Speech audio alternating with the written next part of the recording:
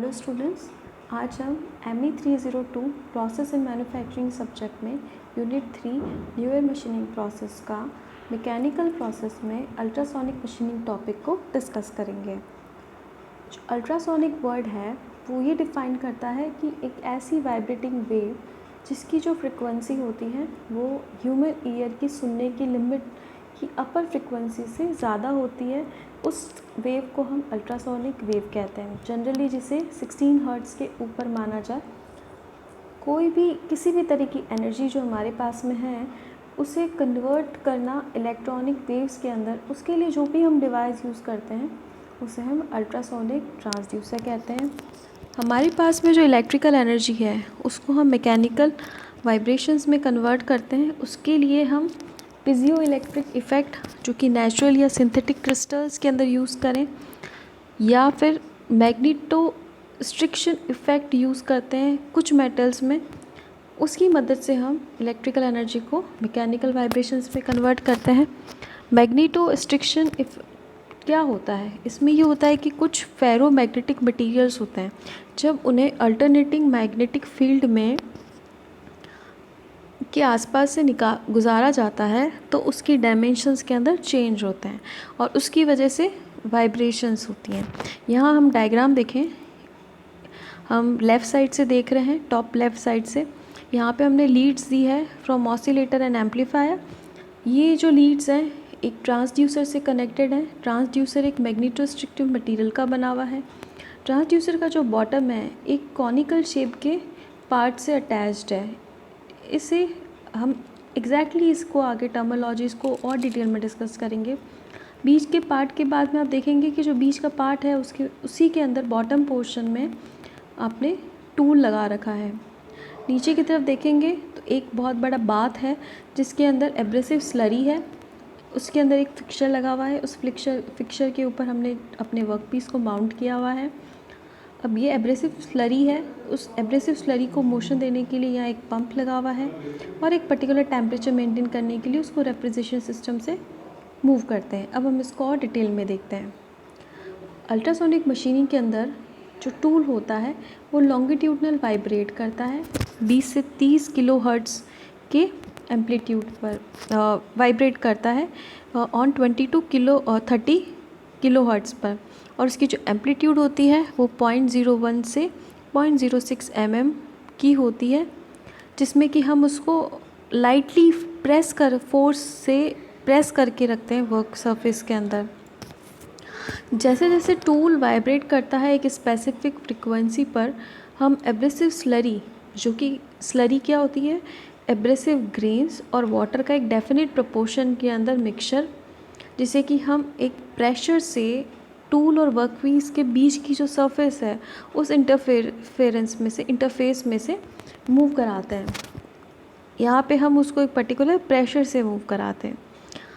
फिर जो impact force होता है वाइब्रेशन की वजह से, टूल वाइब्रेट कर रहा है, वो इम्पैक्ट कर रहा है वर्क सरफेस के ऊपर, और इन दोनों के बीच में जो स्लरी मूव कर रही है, दैट मीन्स जो एब्रेसिव पार्टिकल्स हैं जो कि टू वर्क और टूल इंटरफेरेंस के बीच में, इस प्रोसेस के दौरान बहुत सारे माइक्रोस्कोपिक ग्रेन्स जो होते हैं वो वर्क पीस में से निकलते रहते हैं एब्रेशन प्रोसेस के थ्रू और स्लरी के साथ आगे मूव हो जाते हैं। जो हमारा टूल है उसका शेप वही होगा जो कैविटी आपको वर्क पीस में बनानी होगी। इस मेथड का यूज़ हम इन जनरल वे में अगर करें तो वो हार्ड या ब्रिटल सरफेसेस जो होती हैं उनको मशीन करने के लिए यूज़ आता है। अब ये मटेरियल जो है वो इलेक्ट्रिकली कंडक्टिंग हो या नॉन कंडक्टिंग हो, हम दोनों ही केस में यूज़ कर सकते हैं। अगर जो मटेरियल रिमूवल प्रोसेस है अल्ट्रासोनिक मशीनिंग में, उसके मैकेनिज़्म को हम अगर डीपली एनालाइज करें तो हम देखेंगे कि ये एक जनरली एब्रेशन से मटेरियल रिमूवल होता है। तो इसे हमने ये भी कह सकते हैं इट्स अल्ट्रासोनिक ग्राइंडिंग, जिसे USG आप कहीं पे देखेंगे, आपको ये वर्ड टर्मिनोलॉजी भी इसकी जगह मिल सकती है। अब हम डायग्राम की बात करें, हमने एक बार डिस्कस किया, अब हम और डिटेल में डिस्कस करते हैं। यहाँ पर एक इलेक्ट्रॉनिक ऑसिलेटर एम्पलीफायर, जिसको कि हमने एक नाम दिया जनरेटर, वो हमें अवेलेबल इलेक्ट्रिकल एनर्जी जो कि लो फ्रिक्वेंसी की है उसको हाई फ्रिक्वेंसी के अंदर कन्वर्ट करके देता है, और high frequency that mean 20 kilo hertz तक हमें कन्वर्ट करके देता है। कन्वर्ट करके ये हाई फ्रिक्वेंसी की जो वेव्स हैं, एनर्जी है, उससे ट्रांसड्यूसर को ट्रांसमिट करते हैं।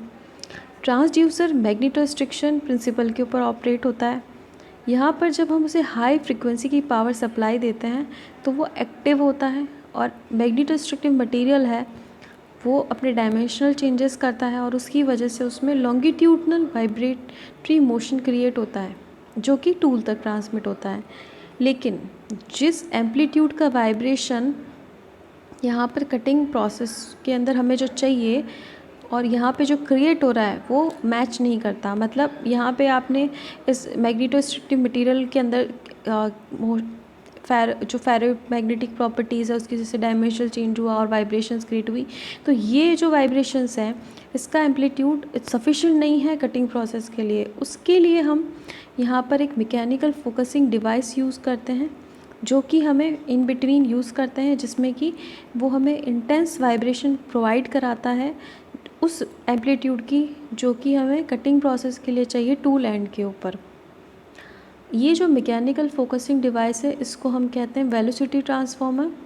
ये एक वर्चुअली हम देखें टेपर शैंक था, मैंने आपको डायग्राम में एक्सप्लेन किया, तो टेपर शैंक था जिसे कि हॉर्न कहते हैं। इसका जो अपर पोर्शन होता है वो ट्रांसड्यूसर के ऊपर रिजिडली क्लैंप होगा या फिर ब्रेस्ड होगा, और जो लोअर पोर्शन होता है उसके अंदर हमने टूल को सिक्योर कर रखा होता है।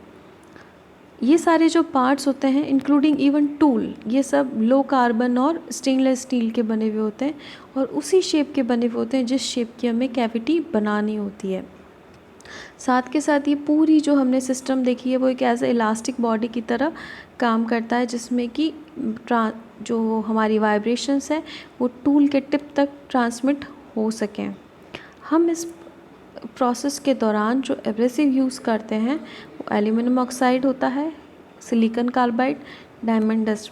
बोरोन इस प्रोसेस में यूज़ होने वाला मोस्ट एक्सपेंसिव एब्रेसिव मटेरियल है, और ये सबसे ज़्यादा सूटेबल रहता है टंगस्टन कार्बाइड या टूल स्टील या फिर जेम्स के अंदर कटिंग करने के लिए। अगर हमें ग्लास या फिर सिरेमिक्स को कट करना है उसके लिए एल्यूमिनियम बेस्ट रहता है। हम यहाँ पे देखेंगे कि जो एब्रेसिव स्लरी होती है, मैंने आपको पहले भी एक्सप्लेन किया, एब्रेसिव स्लरी को सर्कुलेट करने के लिए हमने यहाँ पर पंप लगा रखा है। तो पंपिंग सिस्टम से हम वर्क टूल्स इंटरफेस में उसको सर्कुलेट करते रहते हैं। प्लस एब्रेसिव स्लरी का एक पर्टिकुलर टेम्परेचर मेंटेन करने के लिए, जो कि 5 to 6 डिग्री लगभग डिग्री सेंटीग्रेड हम लोग रखते हैं, उसके लिए रेफ्रिजरेटर सिस्टम के अंदर से कूल करते हुए हम उसको निकालते हैं। जो लिक्विड हम एब्रेसिव स्लरी के अंदर यूज़ करेंगे उसमें ये कैरेक्टरिस्टिक्स होनी ही चाहिए, जैसे कि उसकी वेटिंग कैरेक्टरिस्टिक्स अच्छी होनी चाहिए, उसकी विस्कोसिटी लो होनी चाहिए, हाई थर्मल कंडक्टिविटी होनी चाहिए, एंटी करसिव प्रॉपर्टी होनी चाहिए, अप्रॉक्सीमेटली सारी डेंसिटी जो है इक्वल डेंसिटी, मतलब जो भी आप डेंसिटी का एब्रेसिव यूज़ कर रहे हैं उस डेंसिटी का वो होना चाहिए, और साथ के साथ इसकी कॉस्ट जो है वो कम होनी चाहिए। अब हम बात करते हैं तो एब्रेसिव के जो साइज़ हैं वो वैरी करते हैं 200 से 2000 ग्रेड। जो कोर्स ग्रेड्स होती हैं वो रफनिंग के लिए अच्छी होती हैं, और जो फाइनर ग्रेड्स होती हैं वो से 1000 ग्रेड के ऊपर अगर हम जाते हैं तो वो फिनिशिंग के लिए यूज़ आती है। जो फ्रेश एब्रेसिव है आपने फ़र्स्ट टाइम यूज़ किया है उससे जो कटिंग एक्शन होगा वो बेटर होगा, इसीलिए हम स्लरी को पीरियडिकली रिप्लेस करते रहते हैं। कटिंग रेट जो है मटेरियल रिमूवल की वो किस पे डिपेंड करती है? सबसे पहला एब्रेसिव का ग्रेन साइज़ क्या है, दूसरा एब्रेसिव मटेरियल क्या यूज़ किया है, तीसरा आपने जो स्लरी बनाई है उसका कंसंट्रेशन क्या है। दैट मीन्स हमने देखा था एब्रेसिव प्लस जो लिक्विड है इन दोनों को हमने किस कंसंट्रेशन पे मिक्स किया है, हम वाइब्रेशन का एम्पलीट्यूड हमने क्या रखा है, और फ्रीक्वेंसी क्या रखी है हमने वाइब्रेशन की। अब बात करते हैं कि अल्ट्रासोनिक मशीनिंग के अंदर हमें एक्यूरेसी कहाँ तक अचीव होती है। तो मैक्सिमम जो इसका पेनिट्रेशन है, मैक्सिमम स्पीड ऑफ पेनिट्रेशन है सॉफ्ट और ब्रिटल मटेरियल में, जैसे कि सॉफ्ट सिरेमिक्स, वो आपको मिलेगी 20 mm/min। बट अगर आप हार्ड और टफ़ मटेरियल के अंदर मशीनिंग कर रहे हो तो इसकी जो पेनिट्रेशन स्पीड हो जाएगी वो कम हो जाएगी। डायमेंशनल एक्यूरेसी इसकी ±0.005 तक पॉसिबल है और सरफेस फिनिश की RA वैल्यू 0.1 से 0.125 माइक्रोन भी ऑब्टेन होती है। यहाँ पर मिनिमम कॉर्नर रेडियस जो आप इस प्रोसेस से बना सकते हो वो 0.1 mm पॉसिबल है फिनिश मशीनिंग के अंदर के केस में।